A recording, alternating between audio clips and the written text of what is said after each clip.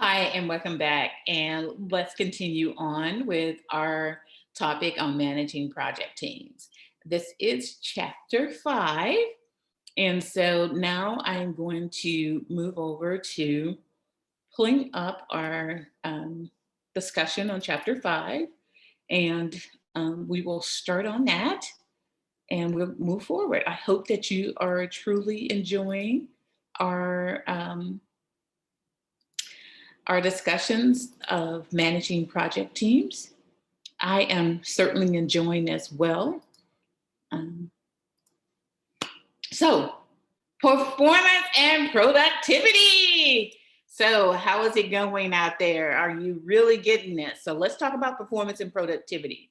So, an integrated model of team performance includes, uh, or really about a model of successful team performance serves two purposes, really. Description, the interpretation of the events that assists with an accurate analysis of the situation. You see how we keep bringing that theme in of accurate, factual information, not perception. And then there's the prescription, and which is recommendation on ways to improve the problematic situation. So check this out. Check out the exhibit 5.1 integrated model of teamwork. I like this because organizational context, team design, team culture all play a role in getting what to ultimately what we want. Engagement, which and expertise, execution, team performance. So we got to have the expertise, the knowledge, skills, education, and information for the team. We have in order to have we need engagement. We need intrinsic as well as extrinsic engagement, internal versus external engagement. We need execution, communication, and coordination. And all of these things, the organizational context, the team design, which includes all of these essential conditions, expertise, engagement, and execution, and the team culture of engagement, all lead us back to team performance, and that's productivity, cohesion, learning, and integration. Great, great slide. Take a picture of that and keep it in your head, all right? Now, team context. The integrated model of successful team performance focuses on the context of the team and how it influences the following three conditions essential, again, for team success. Expertise. Do we have people with the ability to execute on this particular strategy, process, flow, communication, whatever it is the case we need to do? Engagement. Is there motivation around this? Do we have motivation from the team? They're engaged in this. They want to do this. They have a knack for this. They see the goal, they believe in the goal, and they're ready to execute like it needs to be done. Do we have that? And then the execution, what type of strategy are we going to put in place to make this happen? So the organizational context in which a team does its work is the basic structure of the organization. The information system, the education system, as well as the reward system. Yes, we all want to be rewarded for what we're doing. And sometimes people forget that. They think that just having a job is enough reward. And sometimes that's not. I get rewarded by having, a lot of times, my biggest reward to me comes in when those that have attended a class or a seminar or something I've done, and they come back and say, you made an impact on me. This changed my life and set it on a different path. Then I know I've done my job as the person putting that output. The other stuff does matter. And, I would love to be paid for it. Sometimes I'm not at the level that I think I should be. But for me, I have a passion for what I'm doing. I have a mission, and I feel as though I am implementing that through what I'm doing. And I get that feedback back by knowing that my end result, my end client, my students, or those who attended my seminars or whatever the case may be, got it. So team design in terms of internal functioning, the leadership style within the team, functional roles, communication, patterns, team composition, training, and members. So the culture includes prescriptive norms, which we talked about before. What should we do? What should be done? Prospective norms, what should we avoid, what should be avoided, and goal cognition, form of norm of setting in which people adopt a goal held by others. So, Dr. Carroll, what are the success factors? A number of factors must be in place for a team to be successful. They include team members must possess the relevant expertise to perform the task, they must be engaged and motivated to perform the task, and they have to execute the task by coordinating with other team members. Expertise, the crucial skills. For teams to perform effectively, members must have the expertise or knowledge, skills, and abilities to accomplish the task. If you don't have these, it's not going to happen. Just to say, well, we got this team and we're going to put them together and they're going to make it happen. A lot of times, the expertise, the crucial skills are just not there. And we have to be careful when we bring in individuals into our team. If we want to achieve our goal, we got to have the expertise. And sometimes the expertise are the soft skills that people need to get things done. Those are the communication skills, the language skills, how do we work with each other, the happiness skills, the things about themselves that they feel, the internal and the external feelings they have for themselves, the psychological capital, emotional capital that they feel for themselves. There are 5 crucial KSA skills team members need: conflict resolution, collaborative problem solving, that's the ability to work together to solve that problem, communication, as I just stated, goal setting and performance management. People who don't like goals or performance and they're not driven by that, it's a challenge. I have performance measurements I set on myself. Those performance measurements help the team, even though I have to work individually to achieve the goal of a collective group. My goals are even more so for me that I set the bar at a higher level. The organization sets a goal for me, and then I set goals for myself so that I know that my performance level, I'm happy with what I do. I try to make sure I have the KSAs and whatever I'm doing in order to implement those things into the setting that I need to have the setting in. Even though the organization may put me somewhere else and I may think I need to be on another set of things doing it, I've always put myself to understand that which I do not know and become elevated, educated on those things I didn't know so that I can rather elevate my skill sets on those. Planning and task coordination. Then we have an effective, productive team needs members with the following skills. They need to have cognitive abilities. They need thinking abilities, cognitive thinking, critical thinking skills. That's cognitive abilities.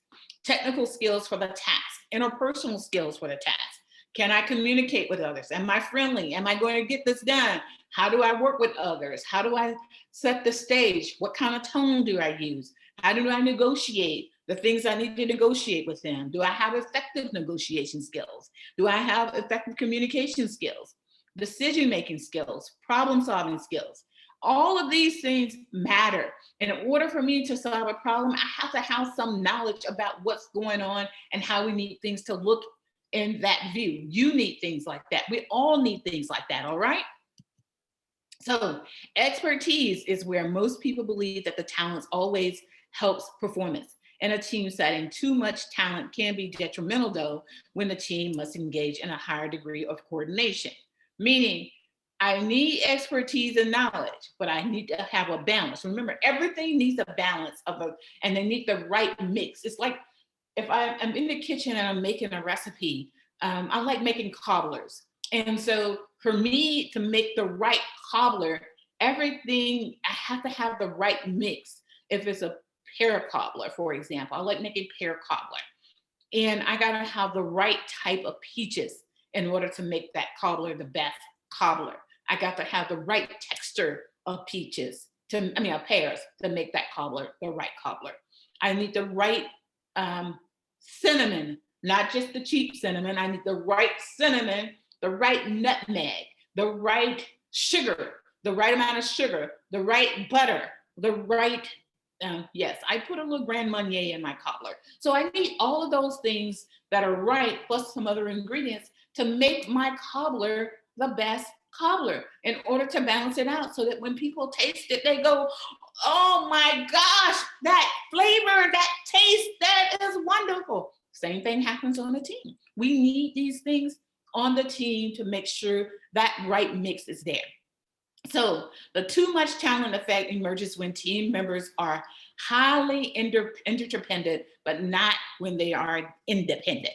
All right. You can't be by yourself. The pears can't stand alone without the sugar. The sugar can't stand alone without the pears and the cinnamon, and so on and so forth. Experts, expertise learning curves. There are learning curves and expertise. Presence of other people enhances performance for well-learned behavior. The presence of others trigger one or two responses: challenges response or threat response. That choking under pressure occurs when a person's performance declines despite the incentives of optimum performance, all right? So that's social expertise are needed as well. I told you, social capital. There's informational, excellent, intellectual capital. Here's social capital again. It's in the text of social response. Social facilitation versus social inhibition.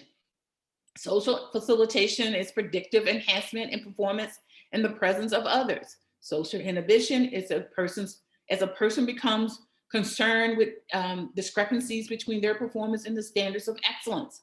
So there are ways team players can ensure optimum response to a challenge: expertise, practice, and rehearsal.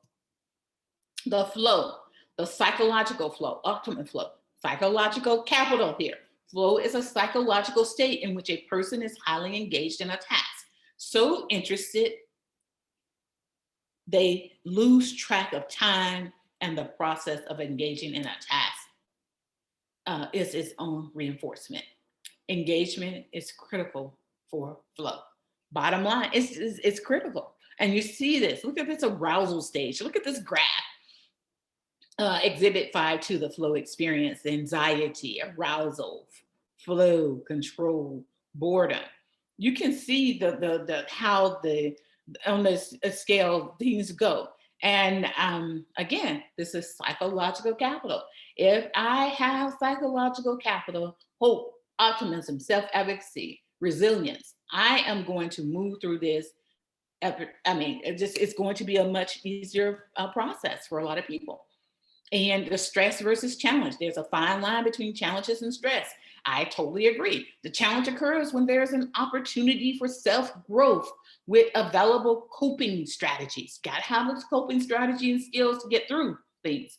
The threat is experienced when a situation is perceived as leading to failure with no available strategies for coping. When people get into jobs, and I see this, and they think, I'm not going to survive. I'm not going to, they give themselves all this negative thought. I've been on a diet for a while now, for about 6 weeks, since my 6th week, I think. And I'm determined to go through the process and lose a certain amount of weight. I'm going to do this, but I'm going to get negativity that comes through. Everybody goes through life challenges. We go through ups and downs, ups and downs, up and downs, builds and flow. But still, I have my goal in mind and I'm going to do it. I'm going to stick with it. I don't care what the negativity says. And people think they know things. And if you're listening to them, they're going to say things and you really can't deal with that. You got to have that self-thought, that knowledge yourself of knowing what you're going to do, and that belief in your ear system. You can do this, and this is where we are. This is what we're going to do. I know me. I am resilient. I'm going to go with this. This is not about me, this situation. It is about somebody. It's about the whole of the team and the team being successful. So team members must be engaged and motivated to perform.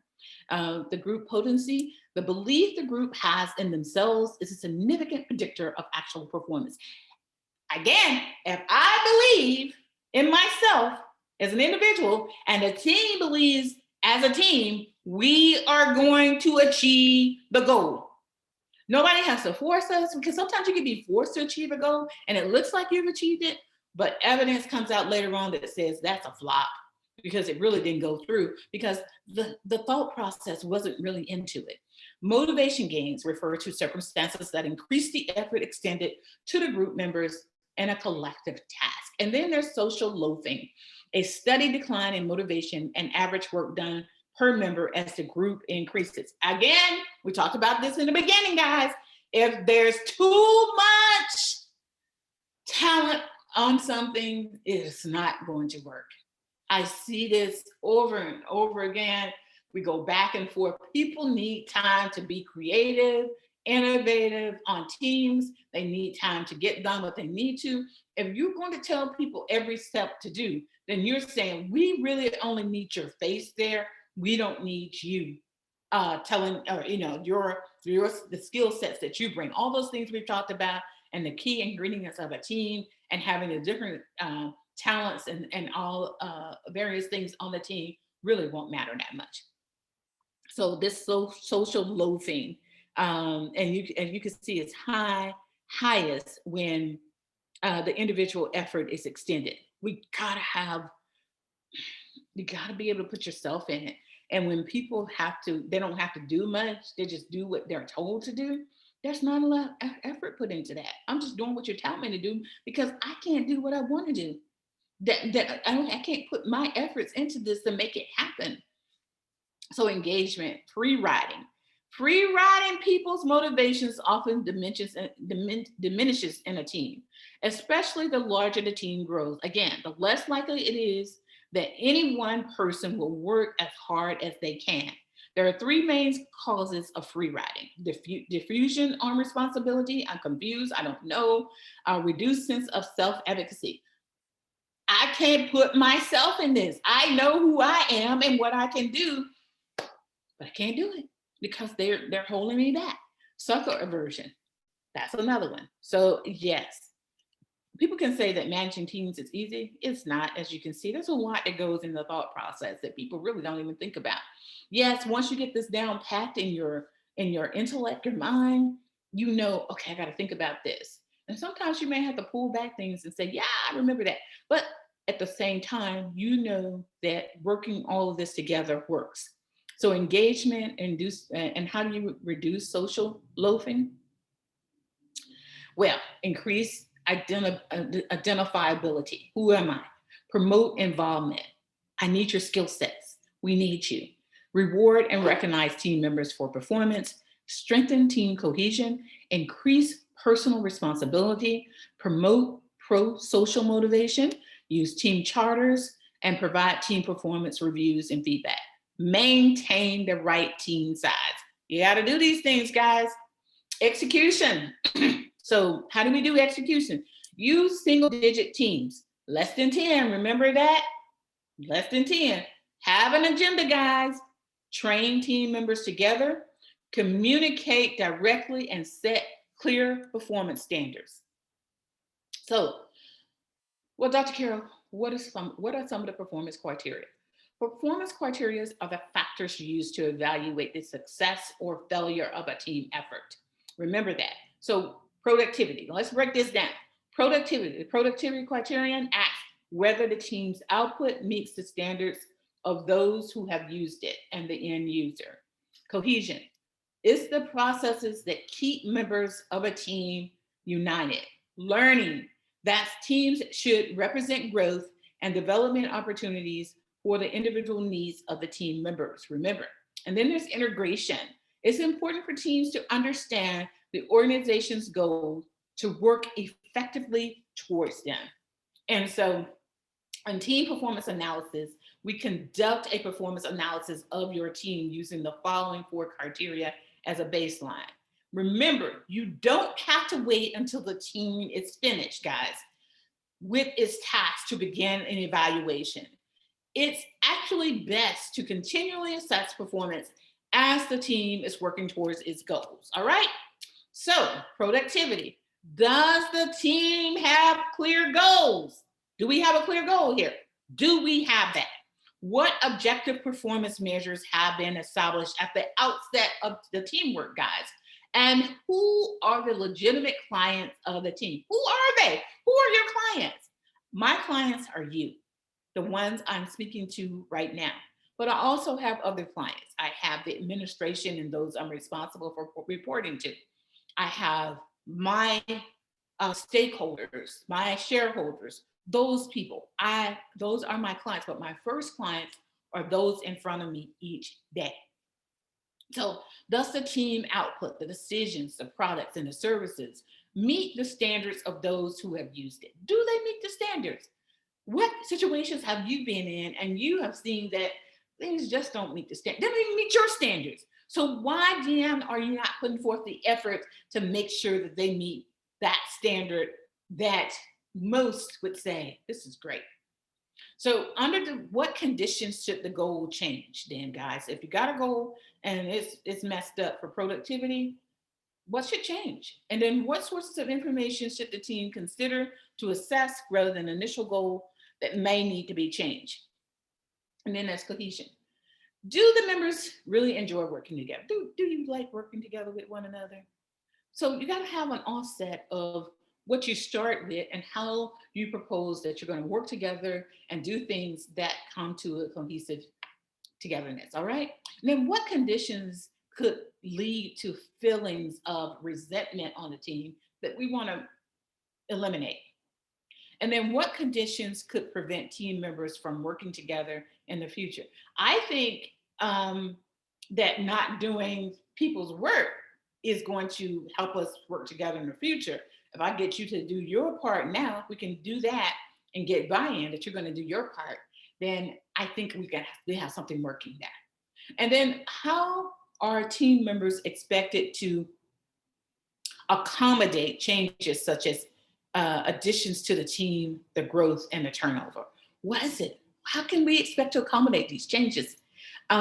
Growth. If I'm working on a team that's a not paid team, so I'm working on this team that is at school, say, and we're doing a project for together.